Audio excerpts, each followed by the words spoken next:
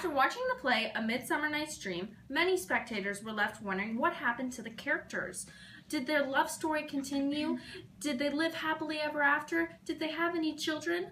Well, today we have invited Helena to Hollywood Entertainment to answer some of your questions. Please welcome to the stage, Helena! Helena, how are you today? I am fine, thankest thou. How art thou? Great, thanks, but I'll be even better when you tell us about yourself and Demetrius. Has your love story continued?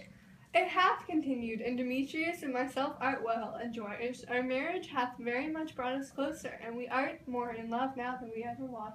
Well, that's great news. I remember that moment in the play when you told Demetrius you wanted him so bad you wouldn't have even cared if he beat you or treat you like a dog. Do you still feel that way? Demetrius hath not beaten me, and that gent does not treat me like a dog. Our feelings for each other are pure.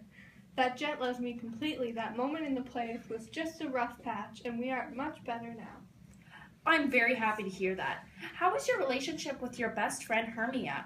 When you were in the woods, emotions were running high, and you and Hermia got into a huge fight. Have you since moved on? Hermia and I still disagree, but not like we did in the woods. That moment between us was only because emotions wasn't running high, and I was confused as to what was going on. One moment Demetrius hated me, and that next moment that gent loved me. Lysander eke hath fallen in love with me, and Hermia was furious. The situation was complicated, but all in all 'twas only a dream, right? I'm not so sure of that, but we will continue on with other questions. Have you and Demetrius settled down to have any children?